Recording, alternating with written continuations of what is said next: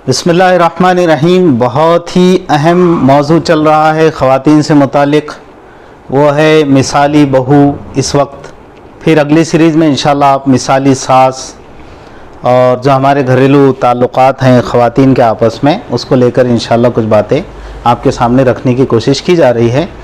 हमने जैसा कि गुज़िश्ता वीडियो में कहा था, पिछली वीडियो में, कि हम बहू के अक़साम पर इस वीडियो में डिस्कस करने जा रहे हैं कि बहू की कितनी किस्में होती हैं। किताबों में लिखा है कि बहू की चंद अक़साम हैं, किस्में हैं, कुछ टाइप्स है। 6 types of daughter in law. 6 किस्म की बहुएँ होती है।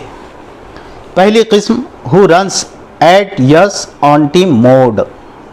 मतलब ये कि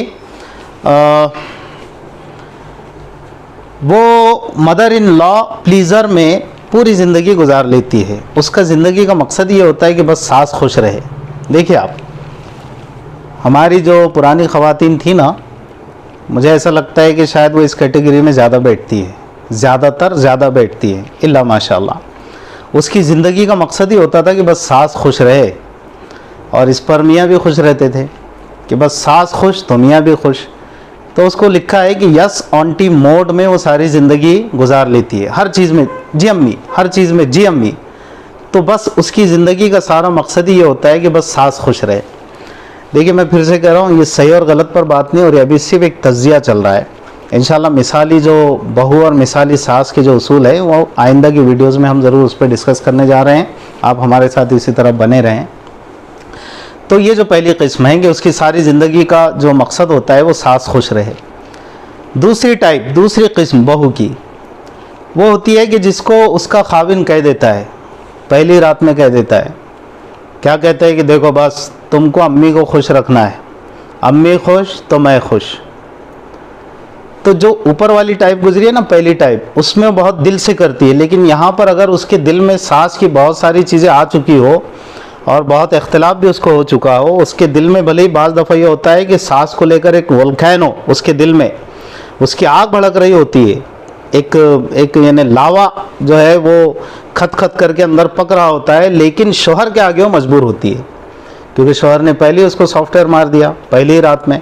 ख़बरदार, अम्मी ने नाराज़ नहीं रहना चाहिए, अम्मी खुश तो मैं खुश। तुमको एनी हाउ किसी भी सूरत में अम्मी की खिदमत करते रहना है, उनको खुश करते रहना है। ये दूसरी किस्म की बहू होती है जो बेचारी शोहर के वास्ते, शोहर की खुशी के लिए अपनी सारी ज़िंदगी सास की हाजी आगे पीछे बेचारी करते रहती है। अच्छी बात।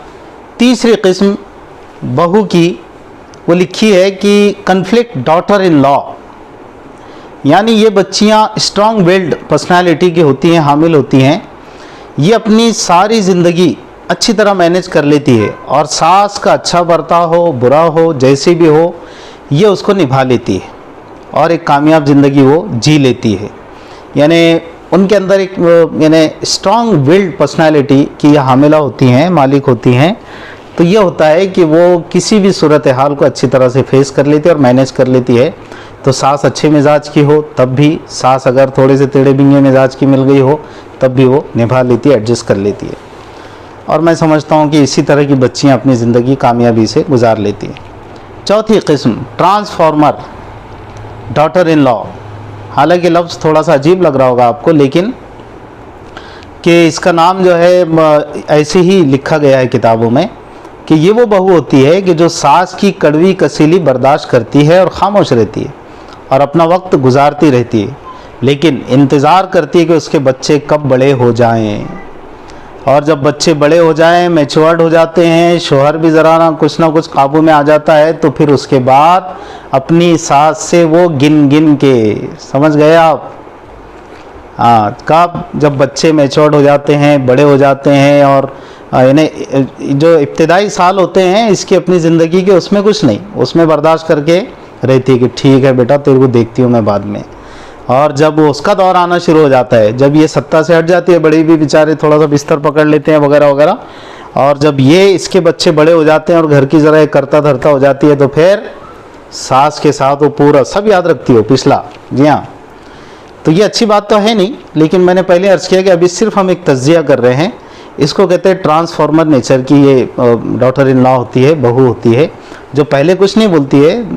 इसलिए कई लोग आपने देखा होगा ना कि भाई अरे पहले इतना अच्छा रहती थी, पिछले 5 सालों से 10 सालों से, और फिर उसके बाद पता नहीं क्या हुआ, बच्चे बड़े हो गए तो एकदम शेर हो गई वगैरह वगैरह।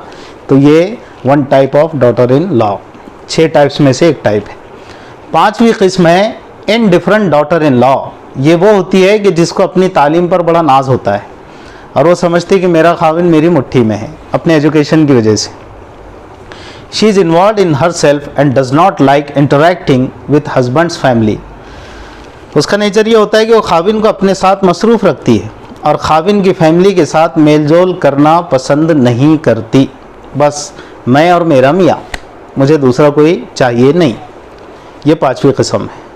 6ठी किस्म है बुली डॉटर इन लॉ। ये घर में तो रहती है मगर अपनी सास के बारे में जानती है कि वो इतनी पढ़ी लिखी नहीं है और इतनी ज़हीन नहीं है, तो ये उसको छोटी छोटी बातों पर तंज करती रहती है, जो अच्छी बात तो है नहीं। और कहीं ना कहीं थोड़ा सा उसको यानी अपनी तालीम को झाड़ते रहती है और उसको तंज करते रहती है। बल्कि बाज़ दफ़ा सूरत हाल यहाँ तक पहुँचती है इसके नेचर की कि ये अपने बच्चों को भी अपने सास के कांटेक्ट में आने नहीं देती है ज़्यादा, कि नहीं मेरे बच्चे जो है पढ़े लिखे हैं या पढ़े लिखे बनने वाले हैं तो तुम्हारे कांटेक्ट में, तुम जाहिल हो, तुमको क्या समझता वगैरह वगैरह इस तरह से। तो ये अपने जो है औलाद को भी यानी अपनी सास के कांटेक्ट में ज़्यादा नहीं लाती है और पसंद नहीं करती है। और पोते पोतियों के साथ बल्कि एक वक्त कभी कभी ऐसा भी आता है कि सास का ताल्लुक़ यानी दादी का ताल्लुक़ पोते पोतियों से बिल्कुल मुनक़ते हो जाता है। बाज़ दफ़ा इस तरह भी होता है। और बाज़ औक़ात अपने खाविन के सामने भी उसकी माँ के बारे में ये कमेंट्स पास करते रहती है कि तुम्हारे अम्मी को क्या आता है, जाहिलों में मैं आ गई और कैसा तो भी मैं उनको एडजस्ट कर रही निभा रही। ये 6ठी किस्म है जो बहुत ही डेंजर है। तो ये थी बहुओं की किस्में। बात काफ़ी लंबी हो गई है। अब हम इंशाल्लाह अगली वीडियो में बहुत ही तेज़ी के साथ सास और बहू का रिश्ता किस तरह से खुशगवार बने, तो मिसाली बहू के औसाफ कि एक बहू को किस तरह से रहना चाहिए, ज़िंदगी गुजारना चाहिए, इंशाअल्लाह ताला उस पर बात करेंगे। चुनांचे अगली वीडियो के लिए आप थोड़ा सा इंतज़ार करें। अस्सलामु अलैकुम व रहमतुल्लाहि व बरकातुहू।